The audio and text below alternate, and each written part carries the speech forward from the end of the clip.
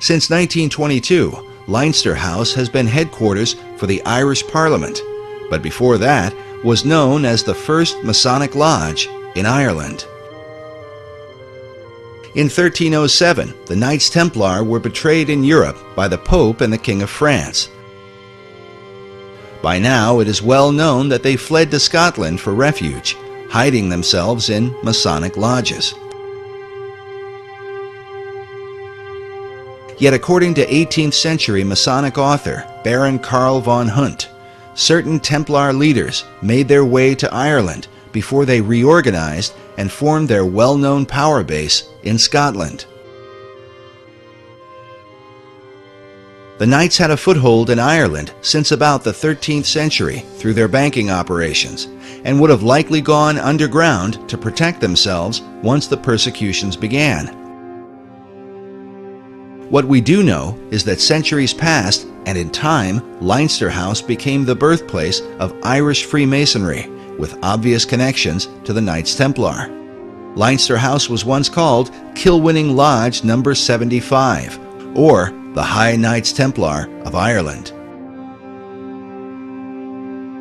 James Hoban, the architect for the White House, was himself an Irish Freemason. But the White House cornerstone bears a further Templar twist.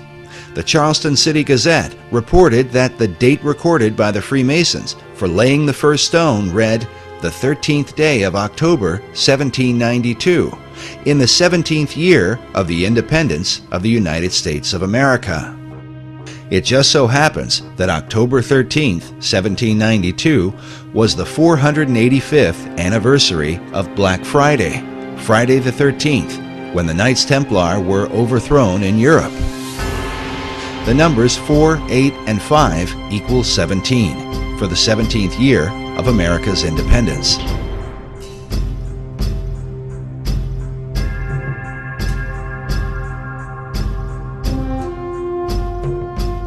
Meanwhile, the day before, on October 12th of 1792, was the first celebration of Columbus Day in America, and supposedly commemorates how Christopher Columbus sailed for 33 days before he made his first landfall in the New World.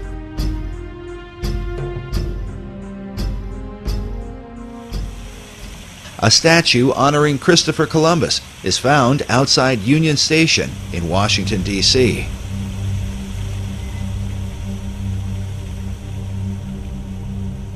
The Columbus Monument declares that it was the faith and courage of Christopher Columbus that gave to mankind a new world. Yet for years, researchers have wondered why American historians have given such credit to Columbus when there were others who had reached the New World earlier. Columbus in 1492 only got as far as the Caribbean islands. Even the sealing of the state capitol acknowledges the coming of the Vikings. Historians argue that Leif Erikson made it to the New World some 500 years before Columbus. You do have history. You just don't recognize it. Or could it be that the recognition is intended to represent something else? After all, when Columbus sailed the ocean blue, he did so with sails bearing a red cross on a white background, the symbol of the Knights Templar. These same ships are found painted on the interior ceiling of the U.S. Capitol. When they were arrested, the Templars were accused of devil worship, a charge that has been a point of controversy to this day. Many hundreds of knights were captured, they were tortured, and that makes a lot of their confessions rather suspect. However, I think the old saying is, where there's smoke, there's fire. And it is interesting that in England, the Templar Knights were not tortured. They were interrogated, but they weren't tortured because that was against the law in England. And some things do emerge. One is that they do seem to have been required as part of their ordeal, their initiatic ordeal, if you will, to trample on the cross and spit on the cross. Also, they were alleged to have worshipped this god Baphomet, and which is either described as a three-headed deity, or as a skull, or as a goat-headed being. And those things I think were probably true. While mysteries abound concerning the relationship of the Templars to Masonry, the connection was clearly made by Albert Pike. In front of the Masonic House of the Temple are two 17-ton sphinxes, cut from single blocks of stone. One representing wisdom, with its eyes half closed, as if in contemplation, while the other represents power, with its eyes wide open. These two chief elements are said to represent Plato's ideal balance for the perfected man.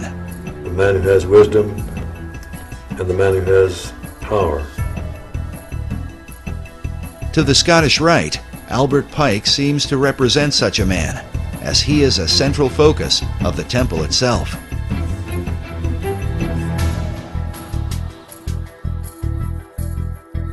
A bust of Pike is featured at the top of a stone altar in the main hall.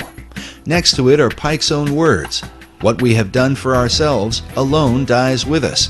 What we have done for others and the world remains and is immortal." But exactly what immortal works Pike did for others and the world remains an issue of constant debate among critics of Masonry. Albert Pike is a favorite whipping boy of conspiracists. Like the Templars who came before him, Pike's real beliefs are often questioned, and with him, the beliefs of Masonry. Albert Pike was a Luciferian. Literally, Luciferianism is the core, the center core of Freemasonry. Pike's body is buried inside the temple itself, with this stained glass memoriam, next to a bust of his likeness. And they revered him so much that they actually dug him up and buried him in a wall underground. And you go to the house of the temple and there's an actual room dedicated to Albert Pike. The Albert Pike room is located in the lower level and is filled with Pike's many books, a number of portraits and photographs, the pipes, memorabilia, and even the death mask of the man thought by many to be America's most important and notorious Freemason.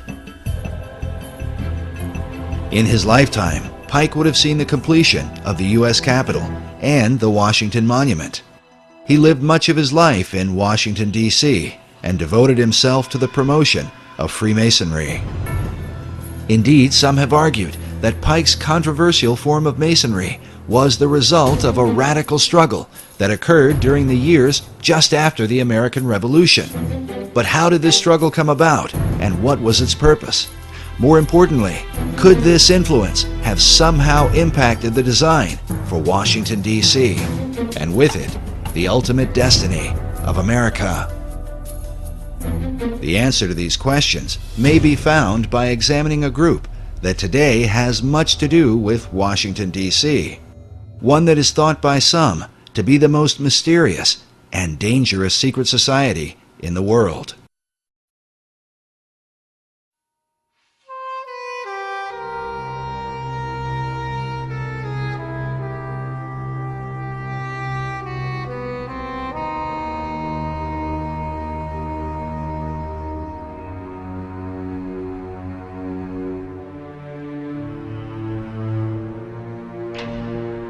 General William Huntington Russell was at a university in Germany, studied the ways of a secret society that is sometimes spelled S-C-U-L-L,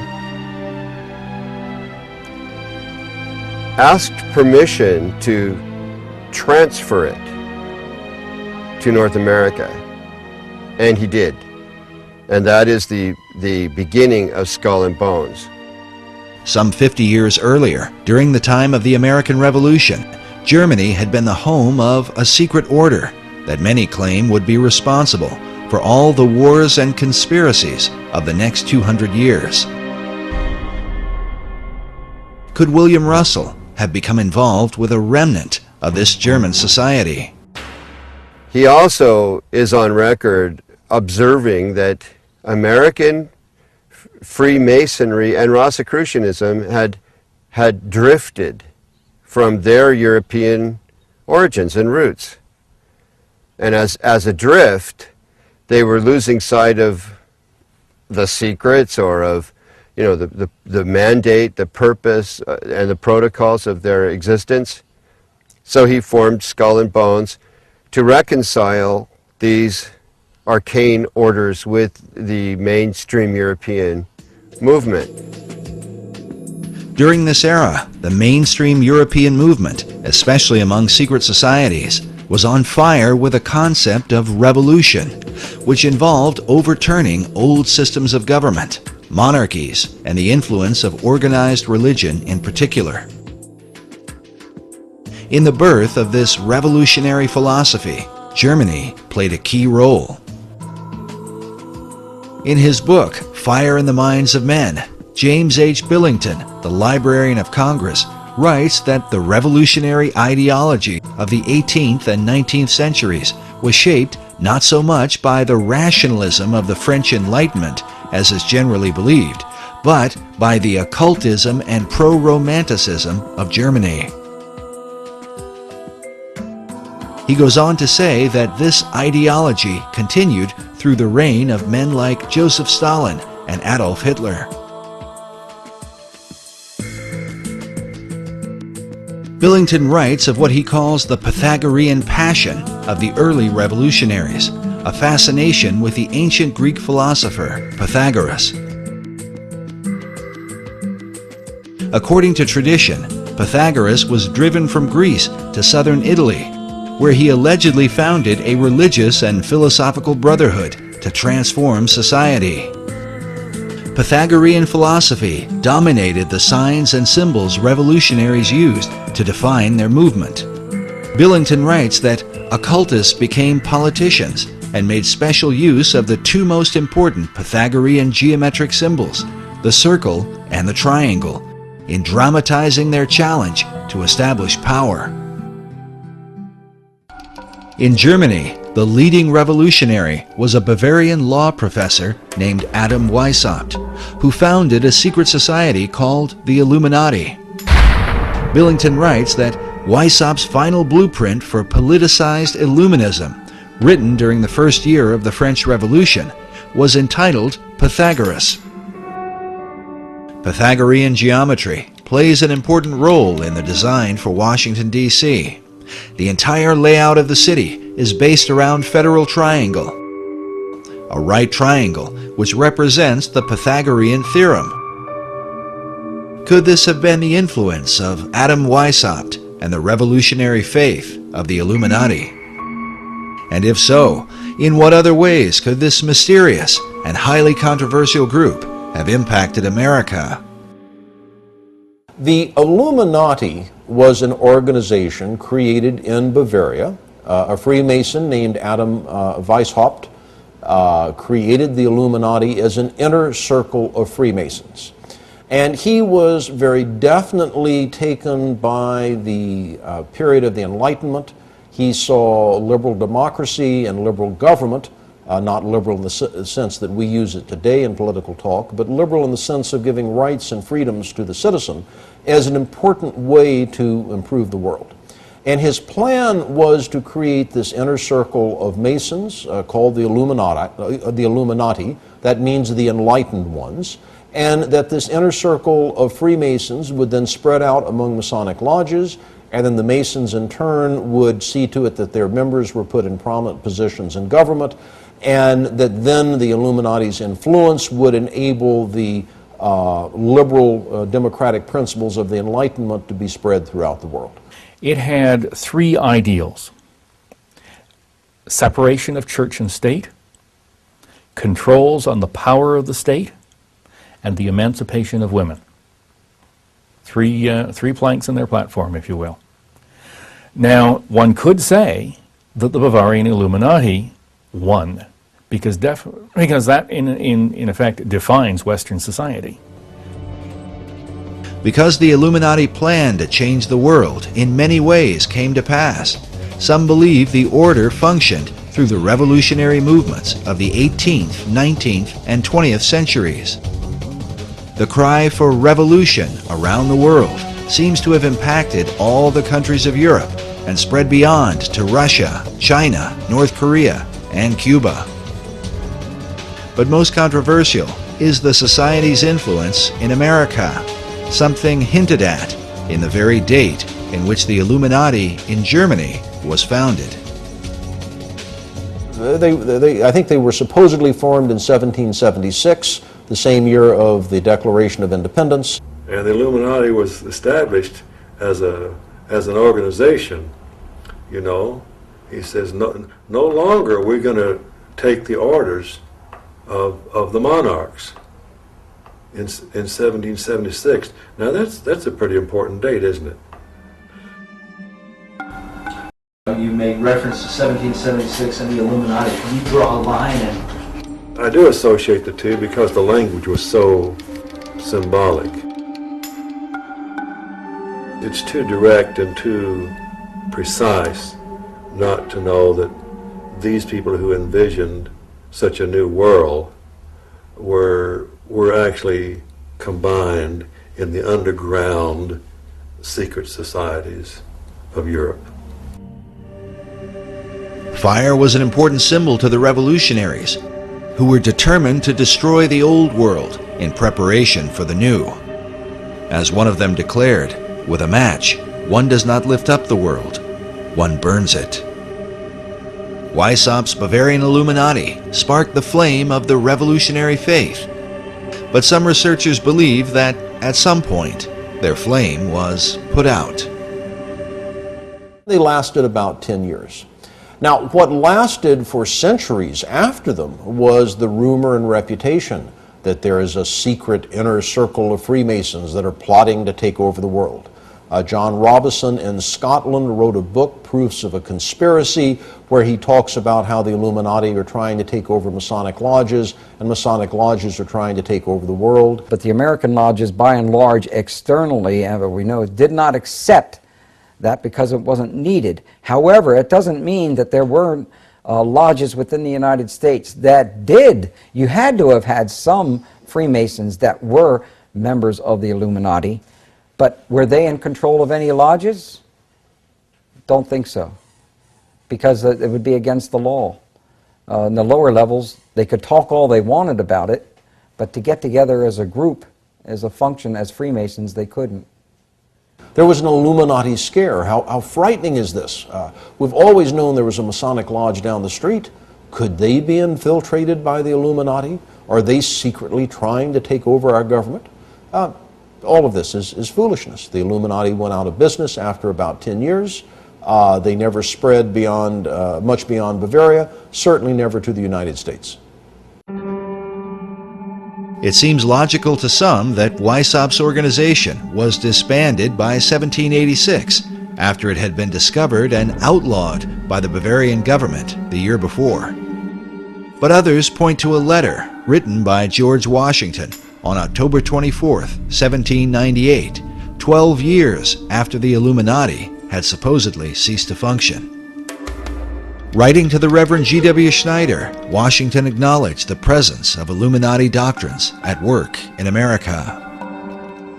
The Reverend Schneider had sent Washington a copy of the book, Proofs of a Conspiracy Against All the Religions and Governments of Europe, by Professor John Robison, saying that his book gives a full account of a society of Freemasons that distinguishes itself by the name of Illuminati, whose plan is to overturn all government and all religion. When Washington responded, he said, "It was not my intention to doubt that the doctrines of the Illuminati and the principles of Jacobinism had not spread in the United States.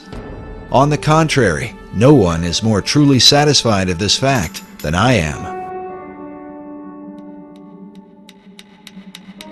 We asked Dr. Morris to comment on the letter, but he told us he was unaware of it.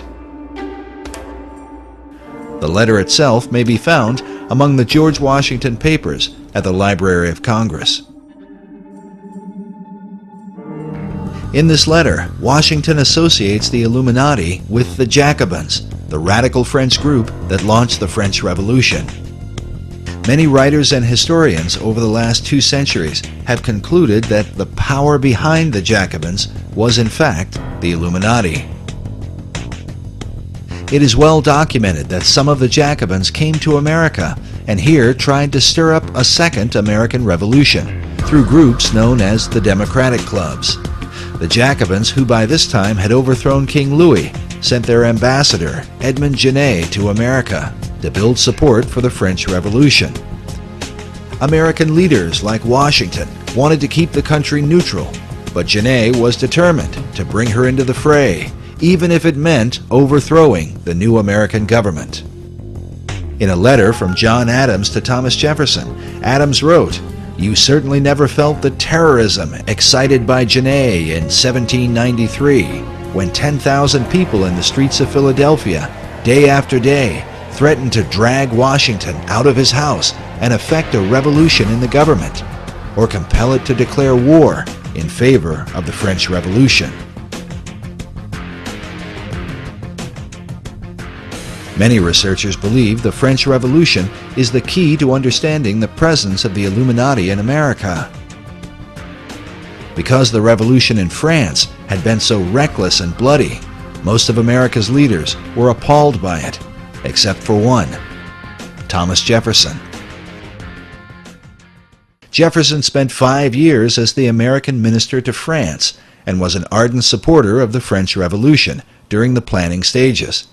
He even allowed his residence to be used as a meeting place for the rebels, who were led by the Marquis de Lafayette. When Jefferson heard about the bloodshed in France during the Reign of Terror, he said that rather than see the revolution fail, I would have seen half the earth desolated. Were there but an Adam and Eve left in every country, left free, it would be better than as it now is. Jefferson predicted that the ball of liberty would roll around the globe. The hand rolling this ball would be, undoubtedly, the clenched fist of revolution. For many researchers, the presence of the all-seeing eye floating above an unfinished pyramid stands as clearest proof of the Illuminati at work in America. Is the Illuminati to be defined as Freemasons and Rosicrucians and other secret society members? If that's the case, then yes, I believe the symbol on the dollar bill, the truncated pyramid, is directly related to the Illuminati. Dr. James Billington, the Librarian of Congress, is pictured here beside First Lady Laura Bush. His relationship with President Bush is unknown, but we are given cause to wonder at it. According to Dr. Billington, it was the Bavarian Illuminati that put the fire in the minds of men and compelled them toward a global revolution to change the world. Is it possible that this philosophy is at work in America today? By our efforts, we have lit a fire as well, a fire in the minds of men. It warms those who feel its power. It burns those who fight its progress. And one day, this untamed fire of freedom will reach the darkest corners of our world. Could President Bush have been implying what it seems? Is America currently being driven by the same revolutionary fire that inspired the Bavarian Illuminati? Bush is often said to be a fundamentalist Christian, but some of his critics claim his views are more ecumenical.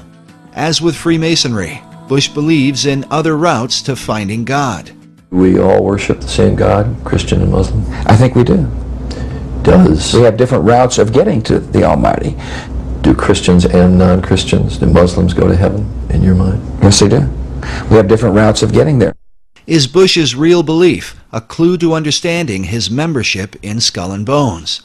And is Skull and Bones, the elite secret society, somehow related to a modern form of the Illuminati? The Illuminati was a secret society. It existed in Europe, started in 1776. It infiltrated the upper echelons of Masonry, and that is how it has managed to exist since that time. A chief piece of evidence is the radical presence of Citizen Genet. Genet is said to be responsible for the Whiskey Rebellion of 1794. And George Washington actually sent an army to put down this revolution that was incited by Citizens Genet, who was the French ambassador to the United States, who was a Jacobin, and the Jacobins were simply a front name for the Illuminati. The Illuminati was here. In 1798, the same year George Washington wrote his letter to the Reverend Schneider, another Reverend, Jedediah Morse, gave a speech in which he claimed that the Illuminati had its emissaries at work in America. Morse also associated the Illuminati with the French Jacobins. Among the chief icons of the Jacobins was the red cap worn by the French revolutionaries, known as the Phrygian cap, or the Cap of Liberty. Easily recognized as a cap that, when worn, was often pulled forward, though sometimes to the side. The cap was not only worn by the French rebels, but was often shown symbolically at the end of a staff or upon the head of their goddess of liberty, Marianne, as in this famous painting that glorifies the French Revolution. This same Phrygian cap is found among the great seals of a number of U.S. states, on the official seal of the U.S. Army, and on several figures of liberty inside the Capitol building. But its place of greatest prominence seems to be in the Library of Congress, where the Phrygian cap is carved at the top of all the circular window frames and panels in the library.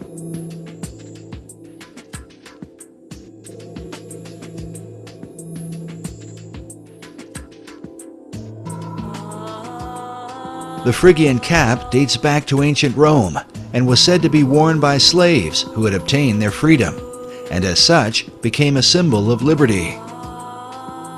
The chief god worshipped at that time was Mithras, who is seen in many images and sculptures wearing this headpiece. Like the gods Baal and the Egyptian Horus, Mithras was a dying god who was later resurrected. In the pantheon of pagan gods, Mithras occupies the place of the Masonic Christ. The Phrygian cap is also associated with the mythical figure of Ganymede, often portrayed as a handsome young man wearing this cap of liberty. Because of his beauty, Ganymede was carried away by Zeus in the form of an eagle and made the cupbearer of the gods. In time, Zeus gave him a place in the heavens, where he became the constellation Aquarius. Throughout the 20th century, esoteric teachers have taught that mankind is entering into the Age of Aquarius, also called the New Age. In fact, Freemasonry's premier publication, the Scottish Rite Journal, was once called the New Age magazine. The Phrygian caps are also seen in this image of the ancient Magi, who followed the star at the birth of Christ. Freemasonry teaches that this is where the Eastern Star gets its name. The use of that is actually deceptive, because if you think about it, the three wise men were in the east. They were probably Persian, and they were looking west and saw the star in Bethlehem. So what that passage means is we have seen his star while we were in the east and looking west. That only makes sense geographically. Nevertheless, esoterics have long believed that the star looked upon by the Magi was in fact Sirius, the blazing star that brings light from the east. It is about a much more ancient connection to the Magi, to, we three kings of Orient are, bearing gifts who traveled so far. Those Magi are Zoroastrian. Yet not everyone accepts that the Magi were originally followers of Zoroaster. Many Bible scholars believe the Magi were Persians, who were influenced by the writings of the Old Testament prophet Daniel, who lived in that region during the time of Nebuchadnezzar the Great. One of the titles given to Daniel was Rab Mag, or Chief of the Magi. In his writings, Daniel was inspired by an angel who gave him a timeline in which to expect the Christ of Israel. Many scholars believe the Magi were in fact following the prophecies of Daniel. In contrast, Freemasons believe they were Zoroastrian mystics, guided by the star Sirius, and hence Sirius came to represent the Masonic concept of the Christ. This image shows the prophet Zoroaster wearing a Phrygian cap. Yet Zoroaster is most often portrayed with a beard, wearing a robe, belted at the waist, with an Eastern head garment. The name Zoroaster is said to mean radiant one, and is a reference to the light that shines above his head, said to be the light of Sirius. The dog star Sirius is said to be at least one of the origins of the Masonic Pentagram, which leads us, by far, to the most controversial element in the design for Washington, D.C.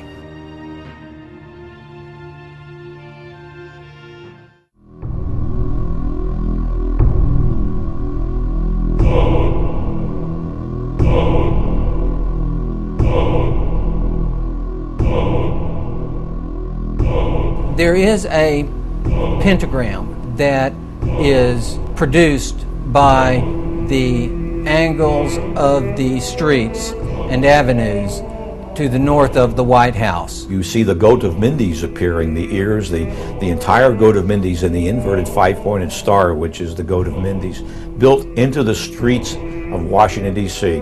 No one could have that happen accidentally. I've heard sillier things, but not much. No, there are no satanic plans in the street plans of Washington, D.C.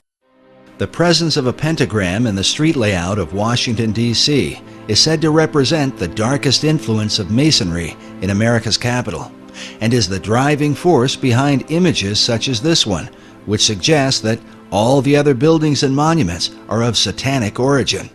As many are aware, the presence of the pentagram is greatly disputed.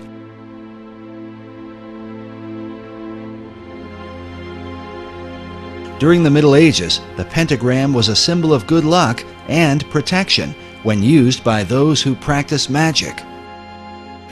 And one of the things they came upon was the idea that if there were such things as demons and spirits, then they should be able to summon them, either just to observe them to prove that they existed, or to control them to whatever purpose they might want to.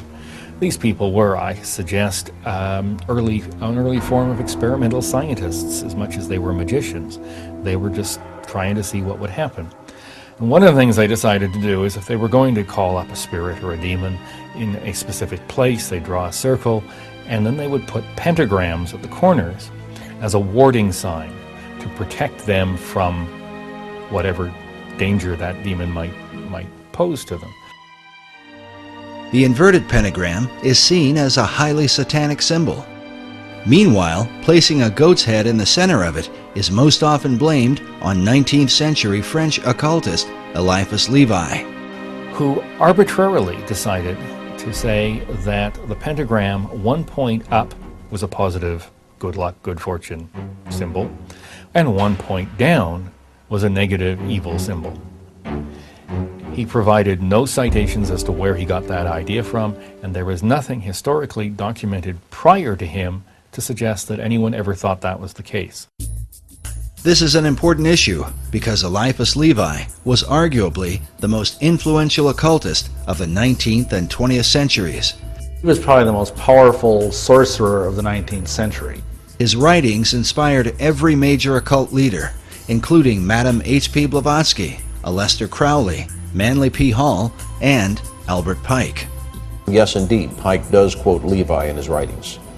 Levi's concept of the pentagram was most likely the influence of the 15th century German alchemist Heinrich Cornelius Agrippa.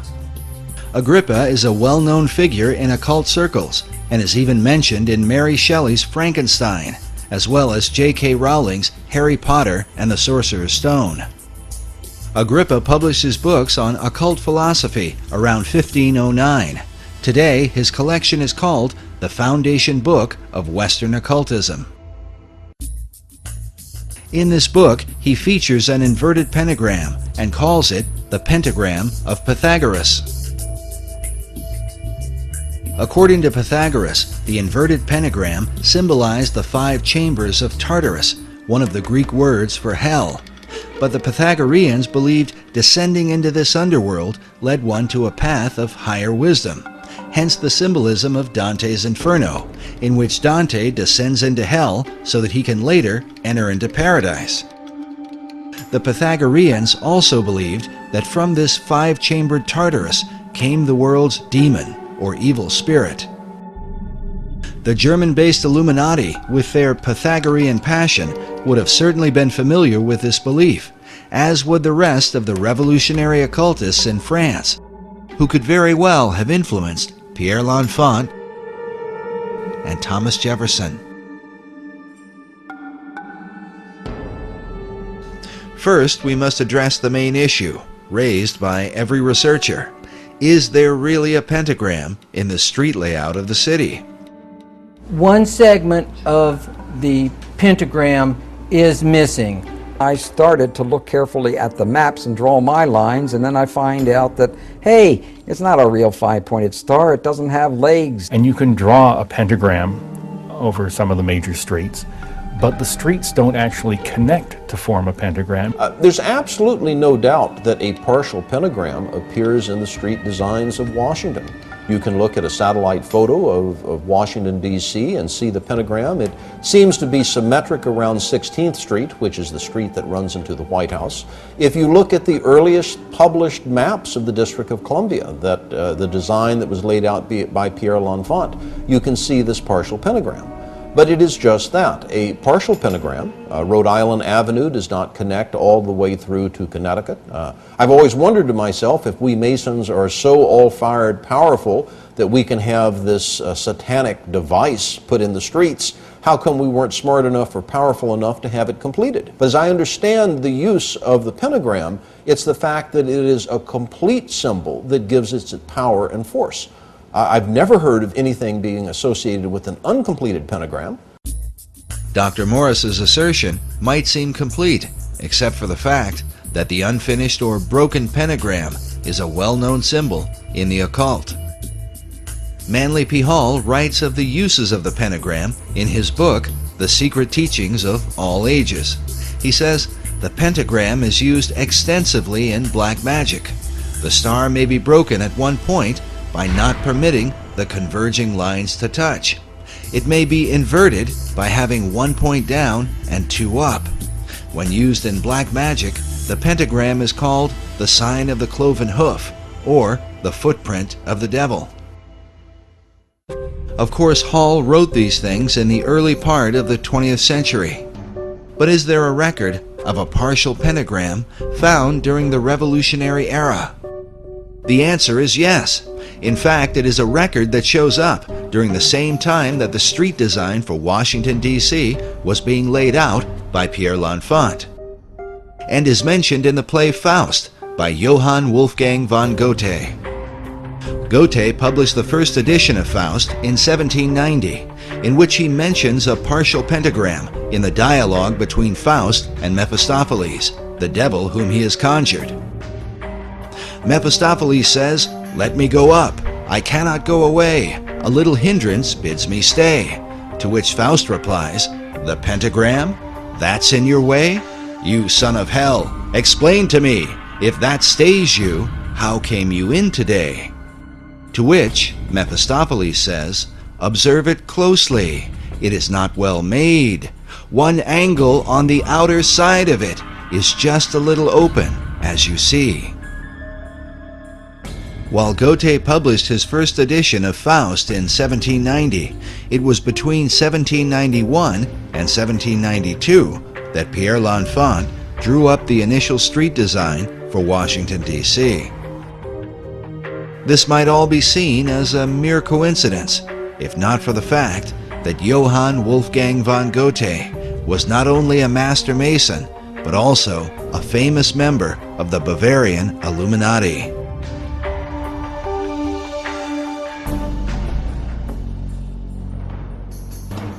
The Builder magazine, a Masonic publication, in September 1923, said of Goethe that it is no wonder that German Freemasons point with pride to his connection with their order. After he became a member in 1780, he accomplished no great work which did not ring in Masonic accord. he completed nothing which did not lead back to a Masonic origin. Meanwhile, Masonic author Michael Bagent writes that Goethe not only depicted a Faust figure, he was himself a Faust figure, an adjunct of his own personal Hermetic quest. But could Goethe's ideas of Hermetic philosophy have influenced the design for Washington, D.C.? And how might an unfinished pentagram reflect the Hermetic principle of as above, so below? Which brings us to what may be the most logical explanation for the unfinished pentagram in Washington, D.C., and one that seems to fit perfectly with the rest of the design for the city, a city which David Oveson calls a city of the stars. I have seen it suggested that the unfinished nature of the pentagram in Washington, D.C.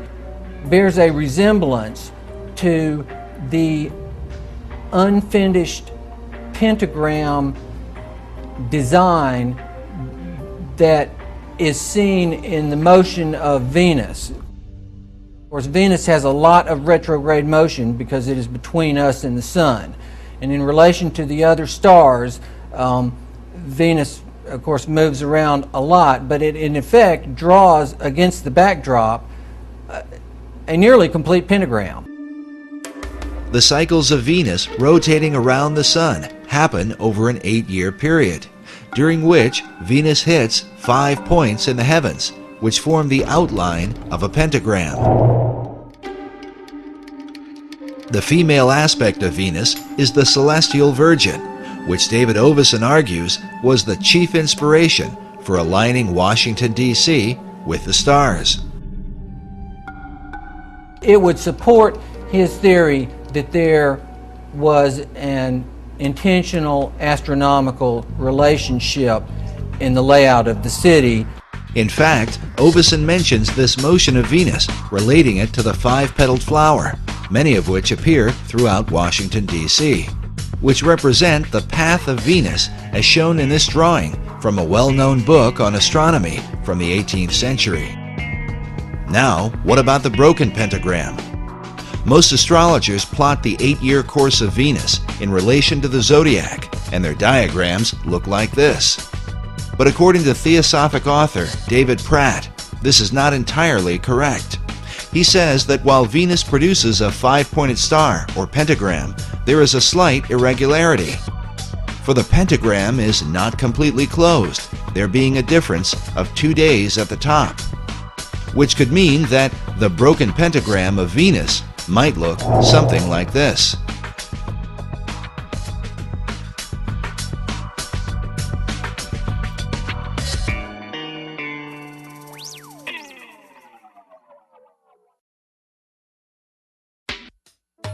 But which conclusion seems most plausible?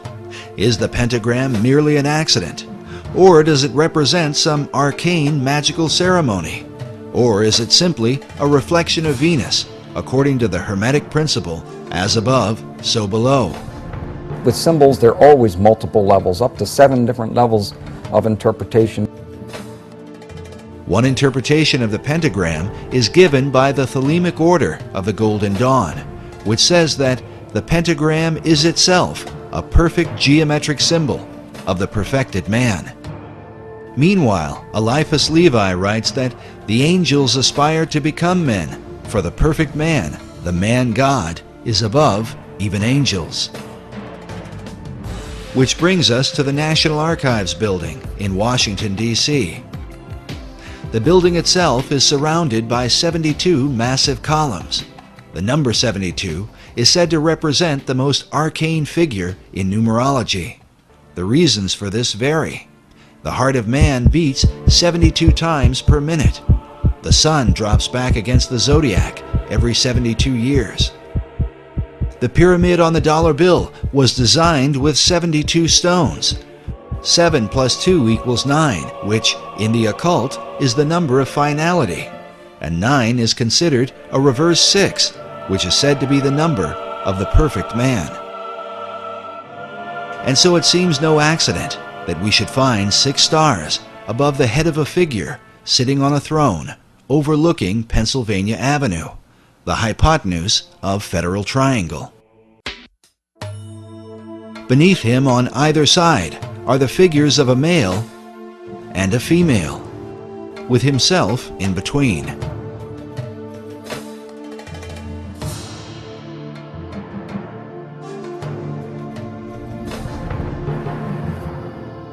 Manly Hall wrote about America's assignment with destiny, while FDR spoke of her rendezvous with destiny. Is it any wonder, then, that according to the National Archives, the figure on a throne overlooking Pennsylvania Avenue is named Destiny? Could this be a picture of the Masonic Christ? And how might he differ from the Christ of the Bible? But even now, the face of Christ is changing in the world. In New York, at the Cathedral Church of St. John the Divine, we find a mysterious image hovering above the altar where a traditional crucifix would be.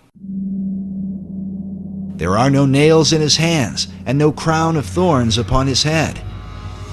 Instead, we find a robed figure, belted at the waist, with a Zoroastrian-looking cap upon his head, rays of light shining behind him. Could this be the Christ of the New Age?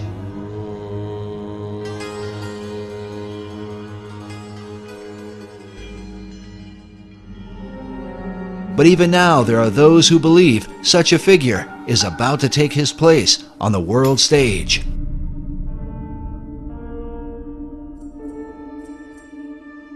In 1982, an English painter named Benjamin Creme took out full-page ads in newspapers around the world declaring the Christ is now here. For more than 20 years now, Creme has traveled the world telling all nations that the Christ, whom he calls Maitreya, is about to appear. Maitreya is standing by, ready to come into the world at any moment. We caught up with Mr. Creme in August of 2006, as he had just come from speaking to an independent group at the United Nations. He had this to say to America. It's the duty of the American people to respond to Maitreya and to accept their destiny. It was on May 14th, 1982, that Creme held a press conference to announce that the Christ, Maitreya, was ready to emerge. May 14th was also the date of the rebirth of the nation of Israel in 1948. With all the bloodshed and conflict happening in the Middle East, we asked Creme what he thought it might take to bring peace to the region. I've always said it will take Maitreya to solve it. Prophecy teachers warn that the current roadmap to peace, followed by President Bush, is really a roadmap to Armageddon. Meanwhile, Creme says the solution is the universal Christ, which he claims is awaited by all religions. 2,600 years ago, Gautama Buddha made a prophecy. It's in one of the sutras.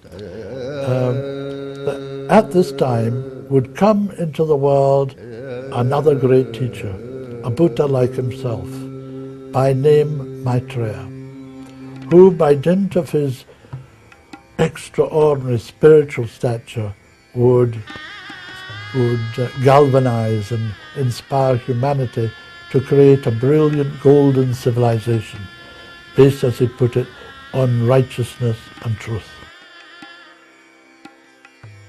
Maitreya is the name of Maitreya Buddha. All the religions are awaiting him. The Muslims are awaiting a teacher they call, or a prophet they call the Imam Mahdi. The Hindus are awaiting the return of Krishna or Kalki Avatar. Buddhists are awaiting Maitreya Buddha. He is in fact the world teacher for this age, the age of Aquarius, which is beginning now. But how have Creme's teachings been received by Christians who are awaiting the return of Jesus Christ? Jesus Christ teaches very clearly, he said, I'm the way, the truth, and life. No one comes to the Father but through me. If we want to try to bring everything together and say, hey, we all worship the same God, well, then we're going to find ourselves offending the one true God. Many of them believe that what I'm talking about is what they call the Antichrist. Some even think I'm the Antichrist. Many of them think, if I'm not the Antichrist, then I'm the leg man for the Antichrist. Krem is very significant to the New Age movement because he's kind of like the John the Baptist of the New Age movement. He even as John the Baptist was the voice crying in the wilderness that the Messiah had come, at Jesus' first coming. Krem believes that he's the one who's heralding his second coming. However, it's a New Age Christ. It's not the Jesus Christ of the Bible. And he comes in a way that the New Age Christ or the Antichrist is portrayed to come, not the way Jesus Christ is coming. You don't know what the Antichrist is. The Antichrist is not a man. It's an energy. It's an energy, destructive energy, deliberately released to break down the old order. It's in Revelations of St. John, if you know. The beast 666, the name of the number of a man, is the Antichrist, Nero. The Emperor Nero, it was released through the Emperor Nero to bring about the dissolution of the Roman dispensation to prepare the way for Christendom. Oddly enough, Krem's teaching is very similar to a doctrine taught in the Christian community called preterism. Preterism comes from a Latin word that means past. In a nutshell, preterism teaches that the prophecies from the book of Revelation were fulfilled by 70 AD, a teaching many Christians reject. It's really a recipe for apostasy to set up the church for the Antichrist. While many prophecy teachers warn that the coming of an Antichrist is imminent, Benjamin Krem strongly disagrees. It has been, it has gone, it's done its destructive work and made possible for the Christ himself to return to the world. Could Benjamin Krem be right? Were all the prophecies concerning the Antichrist fulfilled in the past? And does the world now stand ready to receive the Masonic Christ of the new Aquarian age? And what can this mean for America? Even now, some believe that America's true destiny is to establish the kingdom of God on earth. Could they be right? Is this the key to understanding the secret architecture of Washington, D.C.?